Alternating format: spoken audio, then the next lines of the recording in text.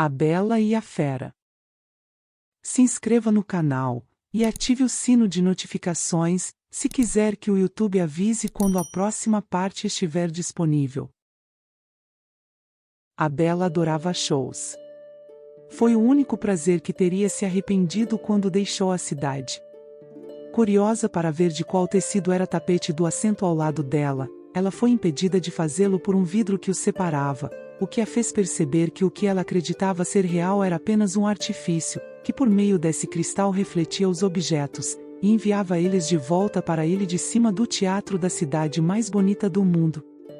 É a obra-prima da ótica fazê-la reverberar de tão longe. Depois da comédia, ela ficou um pouco no camarim para ver a Belmonte sair.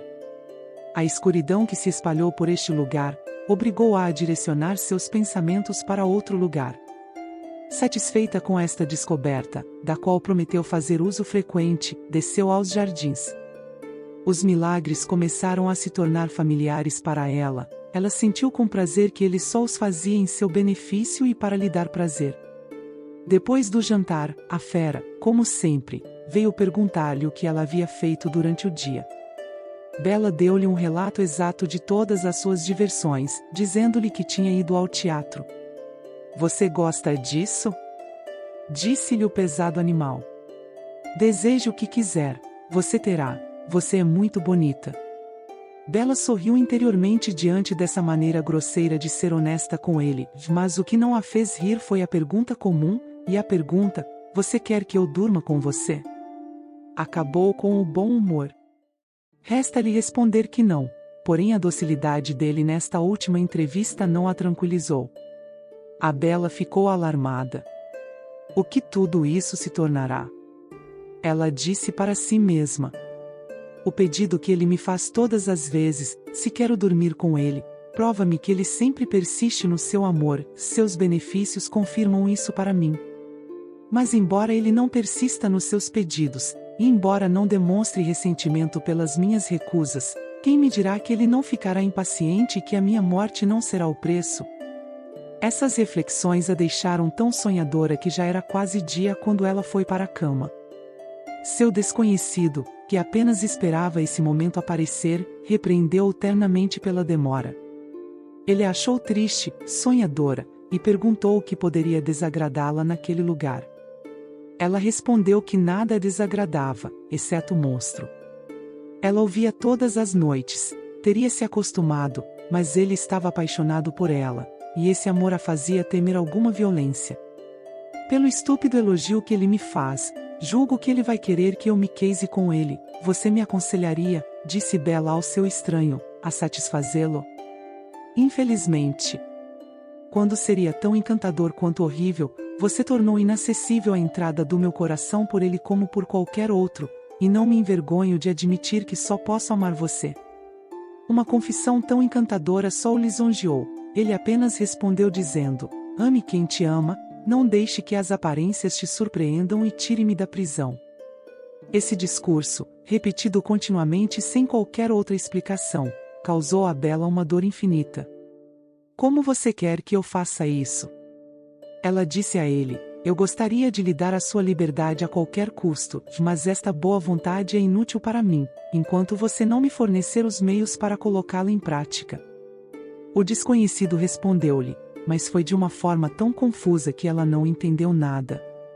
1000 extravagâncias passaram diante de seus olhos. Ela viu o monstro no trono todo brilhando com pedras preciosas, que a chamou e a convidou para ficar ao seu lado. Um momento depois, o desconhecido derrubou-o apressadamente e colocou-se em seu lugar. A Fera recuperando a vantagem, o desconhecido desapareceu por sua vez. Falaram com ele através de um véu negro, que mudou sua voz e a tornou assustadora. Todo o tempo do seu sono passou assim, e apesar da agitação que isso lhe causou, ela descobriu que tudo terminou cedo demais para ela, pois o seu despertar a privou do objeto de sua ternura. Ao sair do banheiro, diversas obras, livros e animais o ocuparam até a hora da comédia. Era hora de ela ir para lá. Mas ela já não estava no mesmo teatro, era o da ópera, que começou assim que foi colocada. O espetáculo foi magnífico e os espectadores não foram menos. Os espelhos representavam claramente até as menores roupas do parterre. Encantada por ver figuras humanas, muitas das quais conhecia, teria sido um grande prazer para ela falar com elas e fazer-se ouvir. Mais satisfeita com este dia do que com o anterior, o resto foi semelhante ao que aconteceu desde que ela esteve neste palácio. A fera chegou à noite, após sua visita, ela se retirou como de costume. A noite foi como as outras, quer dizer, cheia de sonhos agradáveis. Quando acordou, encontrou o mesmo número de criados para atendê-la. Depois do jantar, suas ocupações eram diferentes. No dia anterior, abrindo outra janela, encontrou-se na ópera, para diversificar suas diversões, abriu um terceiro que lhe proporcionou os prazeres da feira de Saint-Germain, então muito mais brilhante do que é hoje. Mas como não era o momento em que a boa companhia atualmente, ela teve tempo de ver e examinar tudo. Lá ela viu as curiosidades mais raras, as produções extraordinárias da natureza, as obras de arte, as menores ninharias caíram diante de seus olhos. Mesmo as marionetes não eram, enquanto esperavam por algo melhor, uma diversão indigna dela. A Opéra Comique estava no seu esplendor, La Bella ficou muito feliz com isso. Ao final do espetáculo ela viu todas as pessoas bem-humoradas passeando pelas lojas dos mercadores. Ela reconheceu ali jogadores profissionais, que iam para este lugar, como se fossem para sua oficina. Ela notou alguns que, perdendo dinheiro com o conhecimento daqueles contra quem jogavam, saíam com rostos menos felizes do que quando entraram. Os jogadores prudentes, que não colocam a sua fortuna em risco no jogo, e que jogam para beneficiar o seu talento, não podiam esconder da Bella os seus truques de habilidade. Ela teria gostado de alertar as partes sofredoras sobre os danos que lhes foram causados, mas estando a mais de 1000 léguas de distância deles, não conseguiu. Ela ouvia e percebia tudo com muita nitidez, sem que lhe fosse possível fazê-los ouvir sua voz, ou mesmo ser notados.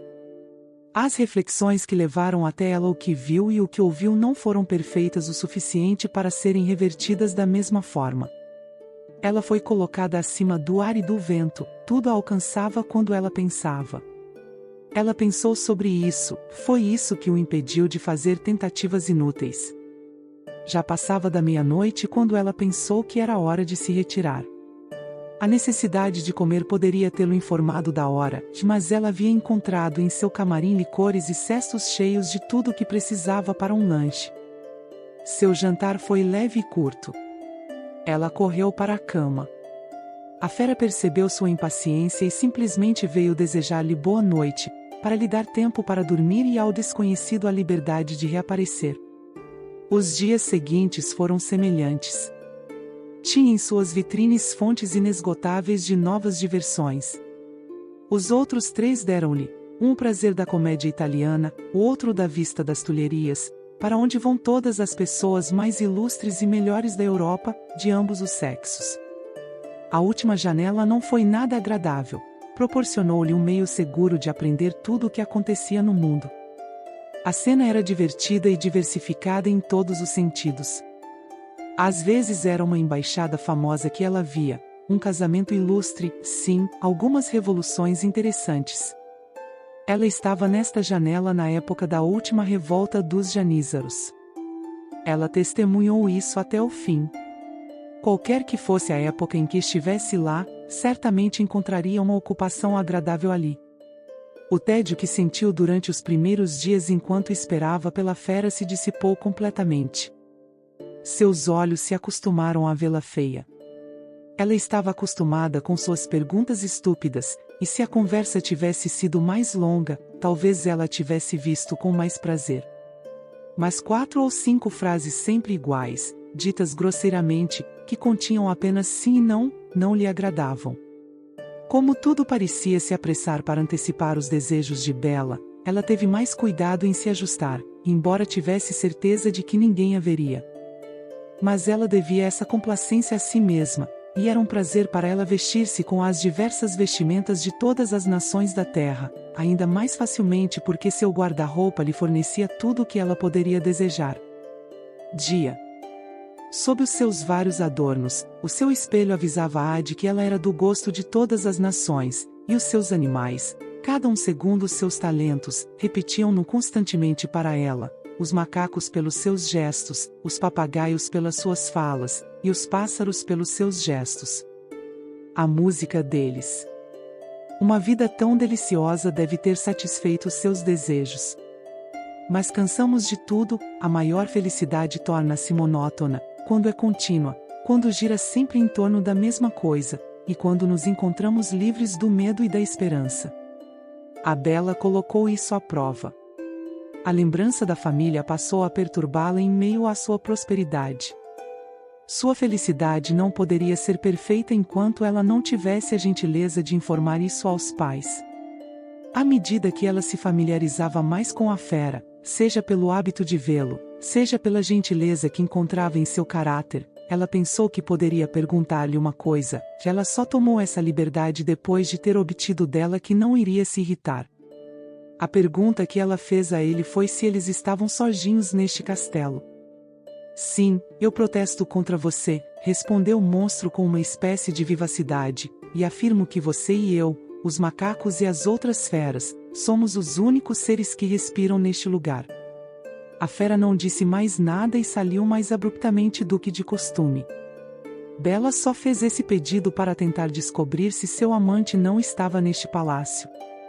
Ela teria gostado de vê-lo e conversar com ele, já era uma felicidade que ela teria comprado com o preço da sua liberdade, e mesmo com todas as comodidades que o cercam. Este encantador jovem já não existia senão na sua imaginação, ela via este palácio como uma prisão, que se tornaria o seu túmulo. Essas tristes ideias vieram dominá-lo novamente à noite. Ela pensou que estava à beira de um grande canal. Ela ficou angustiada quando seu querido desconhecido, muito alarmado com seu triste estado, lhe disse, apertando ternamente suas mãos nas suas: "O que você tem, minha querida Bela, que poderia desagradá-la, e que seria capaz de alterar sua tranquilidade? Em nome do amor que tenho por você, por favor, explique. Nada lhe será recusado. Você é a única soberana aqui, tudo está sujeito às suas ordens. De onde vem o tédio que a oprime? Será que a visão da fera perturba? Você deve se libertar disso." Ao ouvir estas palavras, Bela pensou ter visto o desconhecido sacar uma adaga e colocar-se em posição de cortar a garganta do monstro, que não fez nenhum esforço para se defender, que até se ofereceu aos seus golpes com uma submissão e uma docilidade que fazia as pessoas apreender para a Bela adormecida que o desconhecido não executou seu projeto antes que ela pudesse colocar um obstáculo, embora ela tivesse se levantado para correr em seu auxílio assim que soube de sua intenção. Para adiantar os efeitos de sua proteção, ela gritou com toda a força: "Pare, bárbaro, não ofenda meu benfeitor, nem me dê a morte." O jovem, que persistia em bater na fera apesar dos gritos da Bela, disse-lhe com raiva: "Então você não me ama mais, pois está do lado desse monstro, que se opõe a mim. Você é ingrato." Ela continuou, ainda segurando-o: "Eu te amo mais do que a vida, e preferiria perdê-la a deixar de te amar. Você ocupa o lugar de tudo para mim, e eu não lhe faço a injustiça de se colocar em paralelo com qualquer um dos bens do mundo. Eu desistiria facilmente para segui-lo pelos desertos mais selvagens. Mas estes ternos sentimentos em nada podem afetar a minha gratidão. Devo tudo à fera, ela antecipa meus desejos, foi ela quem me deu o bem de te conhecer, e eu me submeto à morte em vez de suportar que você faça o menor ultraje a ela." Depois dessas lutas, os objetos desapareceram e Bela pensou ter visto a senhora que já tinha visto algumas noites antes e que lhe disse: "Coragem, Bela, seja modelo de mulher generosa, dê-se a conhecer tão sábia quanto encantadora, não hesite em sacrificar sua inclinação ao seu dever. Você está seguindo o verdadeiro caminho para a felicidade. Você será feliz, desde que não confie em aparências enganosas." Se inscreva no canal e ative o sino de notificações, se quiser que o YouTube avise quando a próxima parte estiver disponível.